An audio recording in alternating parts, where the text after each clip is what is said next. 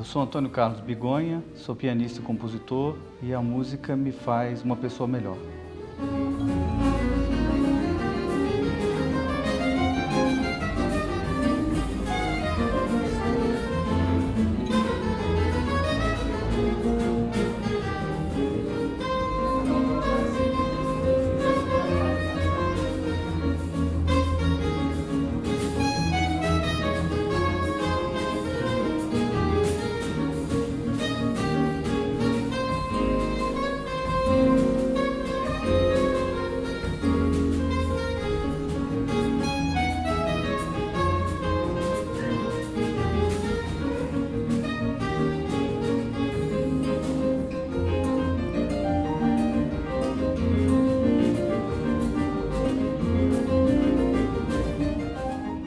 Antônio Carlos Bigonha, muito obrigado pela sua presença aqui no Refrão, por nos receber em sua casa.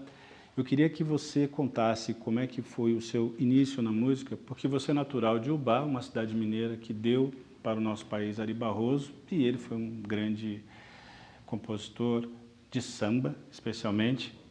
O samba também te influenciou no começo ou não? Me influenciou mais tarde um pouco, porque eu comecei na música erudita. Apesar de eu ter nascido em Ubá, na Avenida Ari Barroso, a primeira influência foi do piano clássico. Quem é que te levou para esse caminho? Minha mãe, professora de piano, né? E ela dava aula em casa e minha irmã fazia piano com uma professora perto da nossa casa. E um dia, numa tarde, minha irmã mais velha, Valéria, não quis ir na aula de piano e eu pedi para ir no lugar dela. E essa trajetória começou por quais compositores? No início foi Bach, né? Os clássicos, Beethoven, Chopin, as coisas que eu comecei a estudar lá em Ubá, aos 6, 7 anos de idade. Qual foi a primeira música que saiu no piano? Rapaz, eu não lembro qual foi, mas eu me lembro assim, do livro do Ana Madalena Bach, que acho que todo mundo estudou, né? Os prelúdios, né?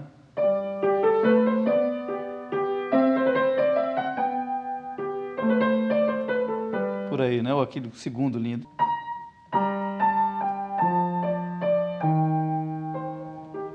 Por aqui. Uma coisa assim. Que tipo de lembrança tocar isso novamente te traz? Me traz a lembrança doce da minha infância. A lembrança do piano na sala da frente, na casa de Ubá. Também a lembrança desse piano chegando de carroça.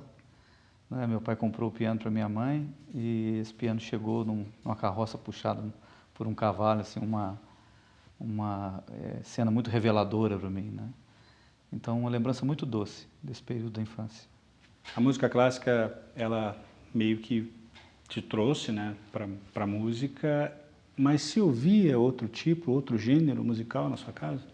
Minha casa, um ambiente muito musical. Meu pai não era instrumentista, mas com ouvido ótimo. Então, a gente ouvia de tudo. Ouvia muito as orquestras americanas e europeias, Ray Conniff, Paul Moriarty, com todas aquelas melodias maravilhosas, e isso me influenciou muito na composição, eu acho. Ouvíamos muita música erudita, George Gershwin, Bach, Beethoven, e também música brasileira, naquela época já Milton Nascimento, Chico Buarque. Mas eu tinha um pouco de distanciamento assim, da música brasileira, eu era um pouco elitista. Por quê? Por conta da formação erudita. Hoje em dia não existe tanto esse abismo mais entre o popular e o erudito. Mas na década de 60, 70, quando eu comecei a estudar piano, os professores consideravam que a música popular não era música de verdade. Por que você vai perder tempo com isso? É melhor estudar a grande música, que é a música europeia. Mas certamente deve haver um episódio na sua trajetória que provocou essa mudança de conceito. Eu acho que foi muito impactante para mim quando eu ouvi o samba tocado pelo Toninho Horta. Foi um momento assim, de inflexão na minha composição, na minha visão musical, porque o Toninho faz aquele samba já fazia aquele samba sofisticadíssimo, harmonicamente, com a performance muito esmerada e com o Brasil todo lá. Então foi uma revelação para mim.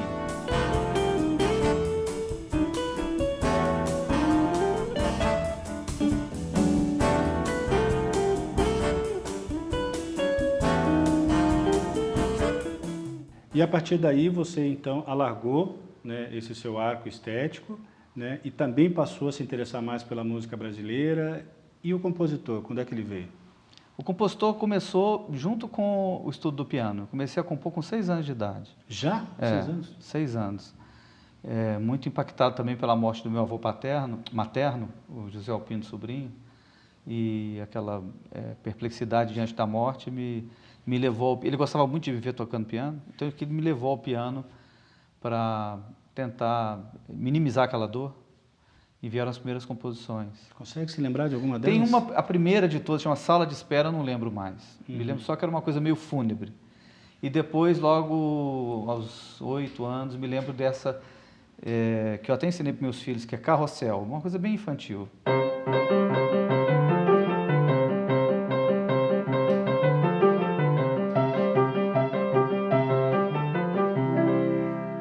Carrossel.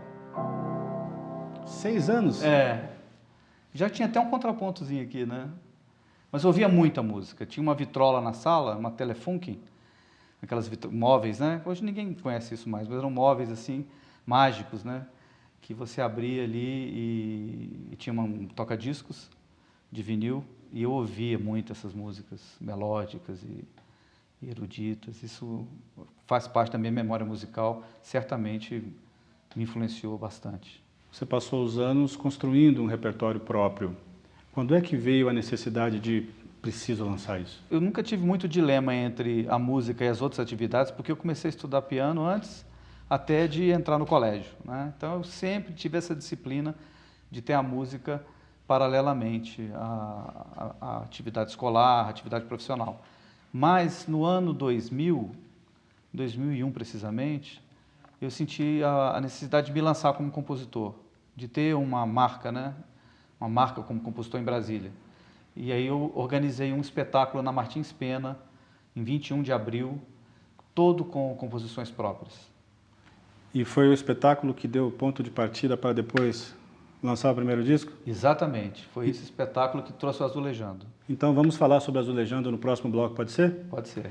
Primeira parada do refrão, daqui a pouquinho a gente volta a conversar com Antônio Carlos Bigonha, não saia daí.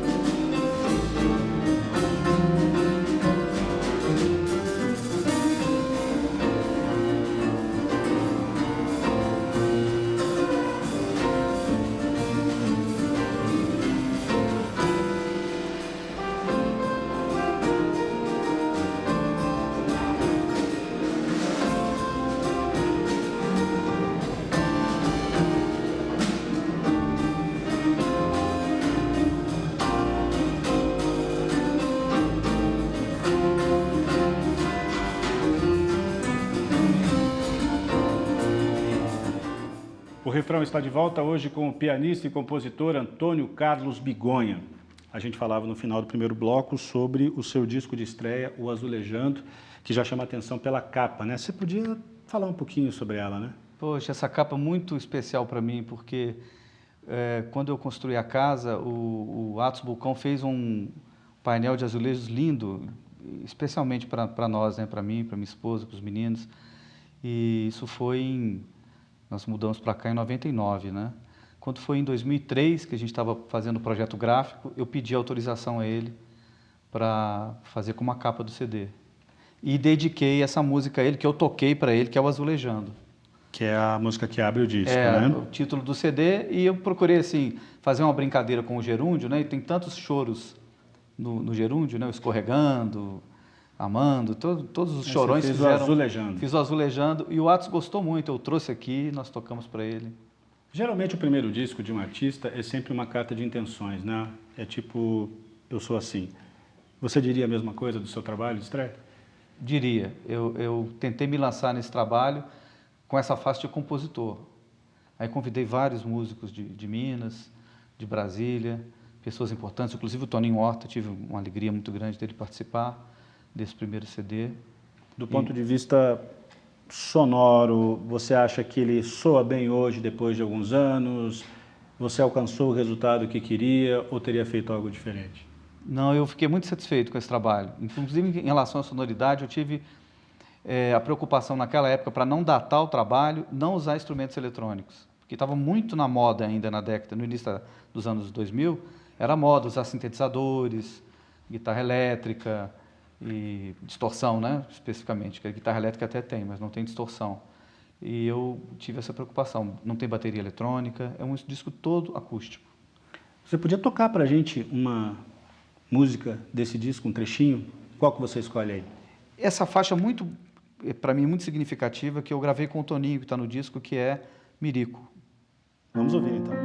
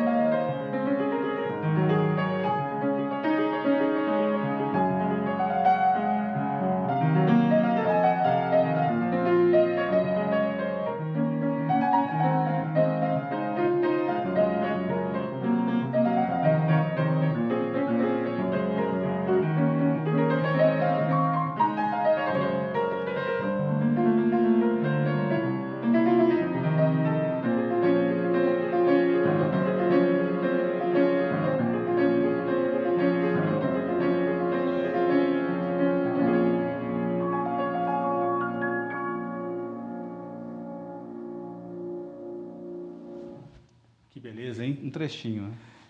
Essa sua tentativa, digamos assim, de usar esses elementos, toda a sua técnica da música erudita, que você também incorpora na composição, que é MPB, não deixa de ser música brasileira, com influência do choro. Canção brasileira, né? Exato. Você também manteve no seu segundo álbum, que é o Urubupeba, que aí marca também, né, essa consolidação dessa relação sua com a família Caymmi. Eu queria que você falasse sobre como foi o processo de composição e registro deste álbum Urubupeba. Foi muito emocionante isso aí, porque eu estava nessa época produzindo com a Simone Guimarães o CD dela para Biscoito Fino, o Flor de Pão, que é uma parceria minha e da Simone, né? E nesse CD nós tínhamos também uma outra parceria, que é a Valsa Confissão. E a Simone queria colocar cordas na valsa. A gente estava ali no Rio de Janeiro, discutindo a produção da valsa, e eu falei, Simone, o maior orquestrador brasileiro para cordas é o Dori Caymmi. Ela falou, mas eu não conheço o Dori. Eu falei, a gente tem que pegar a música, gravar e mandar para ele, ligar para ele, né? Aí ela me falou, mas ele mora nos Estados Unidos, então vamos conseguir o número do Dori nos Estados Unidos.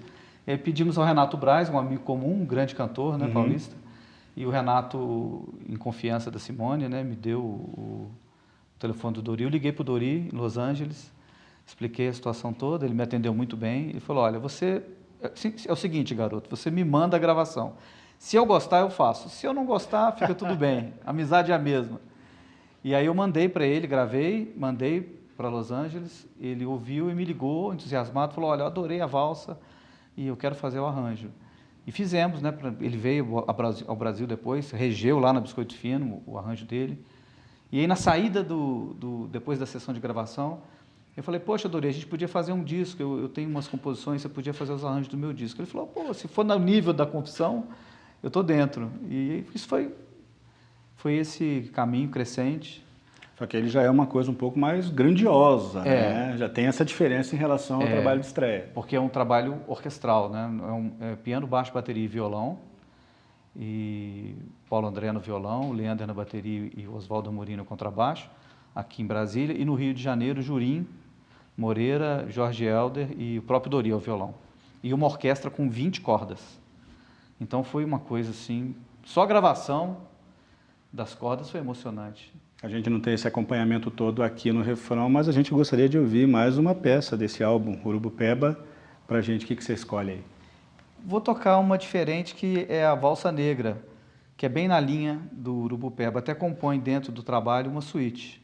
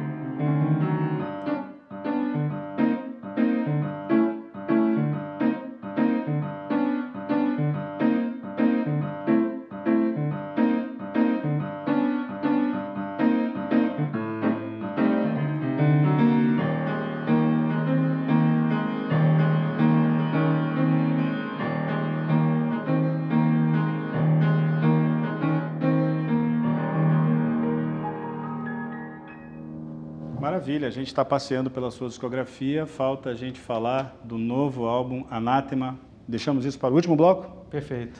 É isso aí, segunda e última parada do refrão, daqui a pouquinho a gente encerra a entrevista com Antônio Carlos Bigonha. Até já!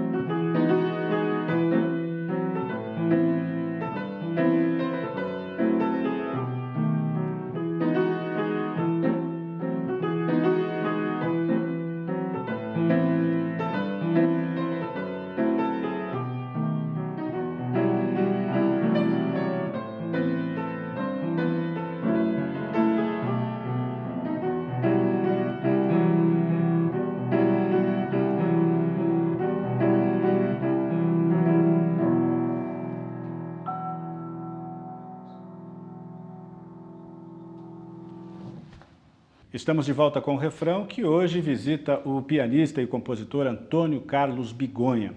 Chegamos, enfim, ao seu terceiro álbum, o que está sendo lançado, Anátema. Eu quero que você conte a história desse disco, porque ela é muito rica, né? Você gravou com músicos muito conhecidos da nossa MPB, que acompanha inclusive Chico Buarque. Então, fala pra gente como é que foi criar o Anátema.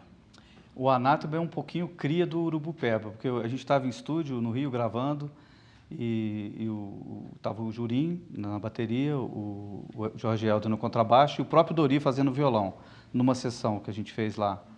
E o som ficou tão bom do trio, piano e baixo e bateria, que eu brinquei na hora com eles. Falei, a gente podia fazer um de trio, o próximo, o terceiro, podia ser de trio. E ficou aquela ideia no ar. Agora, em abril, a Nana estava gravando lá, para Biscoito Fino também, um disco só com Tito Madi, e ela me convidou, que é muito minha amiga, me convidou para acompanhar a gravação, para estar junto com ela lá, tomar um whisky com ela. Ela gravou uma música sua também, né? Gravou A Confissão, a música minha da Simone Guimarães. E eu fui, peguei um avião cedinho aqui e fui. E aí, quando estava assim, pela meio da sessão, a gente estava ouvindo o resultado da gravação, o Jorge e o Jurim estavam aqui sentados junto comigo, e eu brinquei, falei, e aquele terceiro disco? Está no ar ainda, né? Ele falou, poxa, Brigão, a hora que você quiser, vamos fazer. E eu falei, então tá fechado, né? Aí eu voltei, um mês depois o Jorge Helder me ligou, falou, olha, setembro eu estou indo com o Chico, eu e o Jorge estamos indo com o Chico fazer o show em Brasília, quase o encerramento da temporada, e a gente pode ir uns 3 dias antes para fazer a pré-produção, ensaiar com você as músicas. E eles vieram realmente, o Chico tocava na sexta e no sábado, eles chegaram aqui na terça-feira, nós ensaiamos, fui ao show, assisti o show, né, deles, e na semana seguinte voltamos juntos para o Rio de Janeiro e entramos no estúdio. Em 3 dias a gente fez o Anátema, 5, 6 e 7 de setembro, e ele já está lançado, agora já está pronto. A minha produção mais rápida, assim, mais descomplicada. E eu acho um pouco diferente porque no Azulejando e no Urubupeba eu me coloco mais como compositor. E nesse, por ser um trio, eu pude explorar mais a minha parte assim, de performance pianística. E como é que foi a recepção, assim, a esse trabalho em relação aos outros, assim? Você coloca o Anátema, como é que ele se posiciona dentro da sua discografia? Eu acho que ele traduz um amadurecimento da minha performance pianística. Porque quando a gente faz um disco com uma banda grande, tem que ser generoso, né? Você tem que abrir espaço para os outros músicos. E eu fiz isso no Azulejando, tive muitos convidados ilustres. Depois, no Urubupeba, tinha uma orquestra tocando junto comigo, uma orquestra de cordas. Isso, naturalmente, reduz um pouco da inserção do piano, né?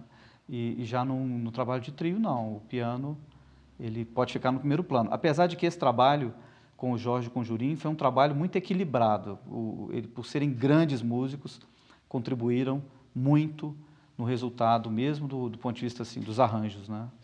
Você falou em performance pianística, né? O que é que você pode mostrar para a gente que ilustra muito bem essa impressão que você teve do próprio trabalho?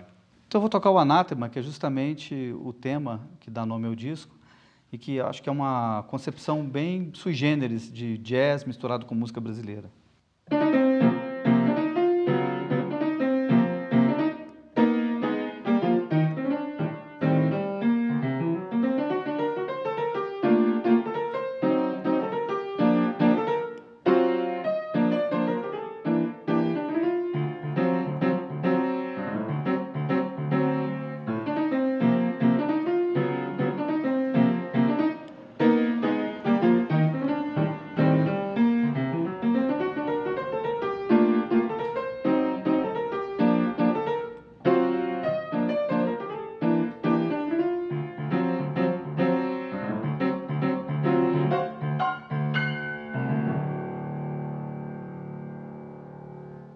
A pausa é uma arte na música, né?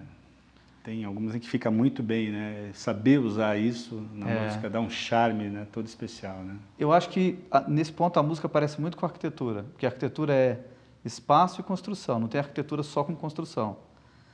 O arquiteto trabalha bem no ocupar o espaço e deixar o vazio. E a pausa tem essa função na música, né? De ser o vazio e valorizar o som. Você é um músico, um compositor que também divide o seu trabalho artístico com carreiras paralelas. E eu queria que você se dirigisse agora no encerramento dessa entrevista àqueles músicos muito parecidos, né, contigo, comigo também, né, que exercem outras funções, outras atividades, mas às vezes deixam de registrar aquilo que já produziram. O que é que você diria para esses artistas que estão trancados em casa aí? Eu acho que a gente não pode pensar demais, não pode racionalizar demais. Tem que partir para a ação. Porque esses dilemas, que no fundo a gente... Eu acho que o pior preconceito é o contra si mesmo, né? E a gente tende a ser muito rigoroso, ter um padrão de qualidade muito grande. Isso nos inibe de criar, nos inibe de expor o nosso trabalho. Então, tem que partir para a ação. Tem que abrir ao público, né, essa produção. E deixar o dilema de lado, porque isso não se resolve. Tá certo, Bigonha, muito obrigado pela entrevista, pelas histórias que você contou aí pra gente. Sucesso aí nessa sua carreira também como músico. Muito obrigado, foi uma honra muito grande estar aqui no Refrão. Tá certo, a entrevista com Antônio Carlos Bigonha termina por aqui, mas você pode revê-la em nosso site tvjustiça.jus.br e também no nosso canal no YouTube, TV Justiça Oficial. Se tiver uma dica de artista, manda pra gente, o e-mail é refrão@stf.jus.br. Um grande abraço para você e até a próxima.